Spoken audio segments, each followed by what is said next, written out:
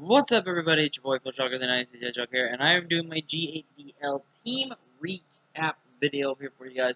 And as you can see, I have not faced Connor still, and I have not faced Camera Option. So I am actually recording this after I did my team builders for the last 2 weeks of the season.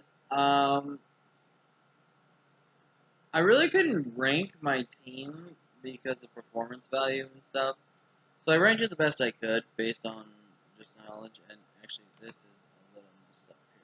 Hold on. Let me fix it. There we go.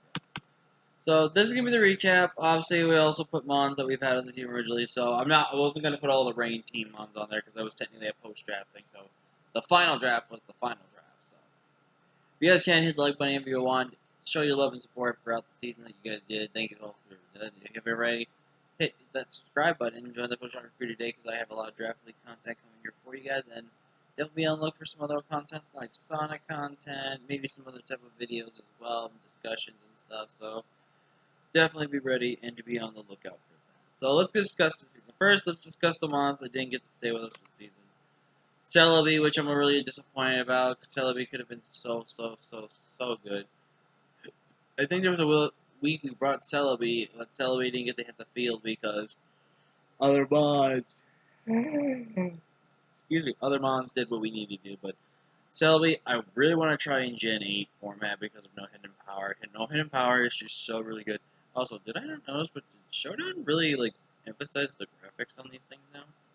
They must have, I don't know.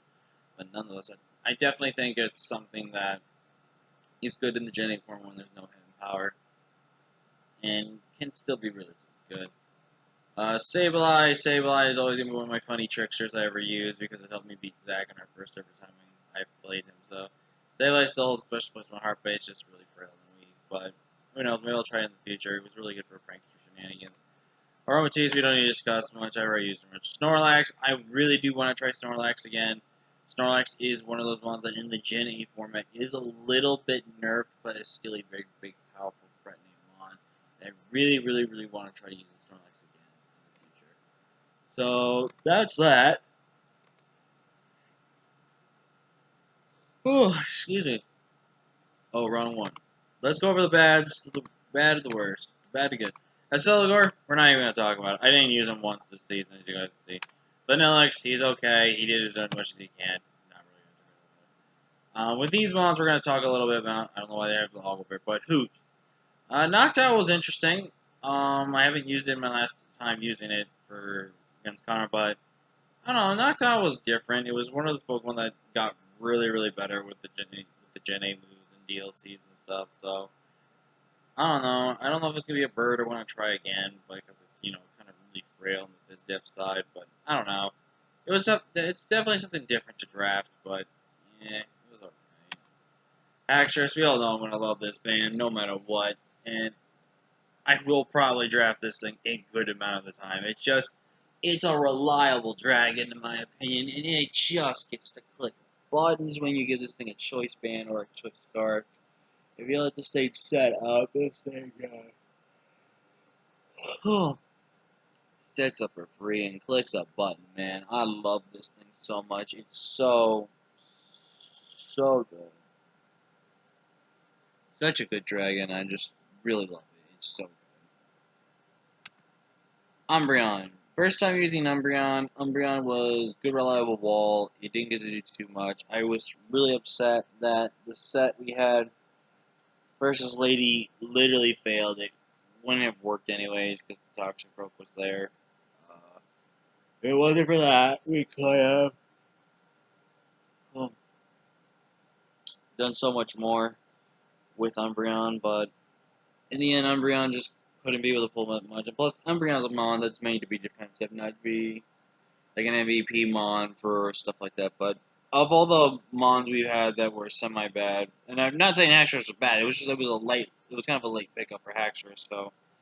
And Haxorus is still yet to shine for me, so I can change my opinion on this later on. But again, I'm just going to record this video, so I have it. But Umbreon is definitely something I want to look forward to trying again in the future, just because it is good. As for the MVPs, I actually decided to put Melmetal in the Byra bottom. I don't know. It's my first time really using Melmetal in draft, and I don't know. I actually do agree with Zach. It does feel one-dimensional running the choice band instead, but I don't think I ever ran choice band. I think ran a assault vest, the berries, leftovers. I don't know. Just there just seemed like weeks there was no need to run choice band. I feel like because you've run choice band, you're forcing yourself into that, and then if you have facade and you get burned, then you're forcing yourself to click facade constantly to win the match. So I don't know. It's just one of those Pokemon that I think is good, but it's been like that thing for Dracovish. Like Dracovish gets countered by freeze dry, by mons that carry freeze dry. It loses to really good offensive dragons. It loses to really just strong, super defensive water types. And for something like Melmetal, offensive fire typing is really hard for it to handle. Extremely bulky waters is very hard for it to handle. And just countering this thing is just good with taunting and will-o-wisp. Like, I don't know. It's definitely something I may want to try again to see if I can use, but if I can't, then it's maybe one of those models that just, you know, is what it is. Hitmonlee. Hitmonlee was very interesting this season. It's my second time, I think, using Hitmonlee, and Hitmonlee doesn't try to disappoint, but for me, I think it performed a little bit better than Melmetal, just because of the fact that Hitmonlee is just since I developed that curse White Herb set, I've loved Hitmonlee because it's just so cool. It's literally getting to bulk off, but give an instant unburden off, which is also really cool. I love that. I would actually wouldn't mind trying to do like a bulk up. Ooh, excuse me, curse set, which would be really stupid. But if I can get just the two moves I need to click buttons with, it's gonna be so cool. And I also would like it. It's gonna be interesting, gonna be different. Very unique. Up next, we have Hatterene. Hatterene we only used for like a few games, but from how I used Hatterene, the one game against Jimmy, Hatterene played phenomenally well. I'm really happy how I used it, and I just generally think this Pokemon is very, really good. I think it's arguably better than Gardevoir for the Psychic Fairy typing,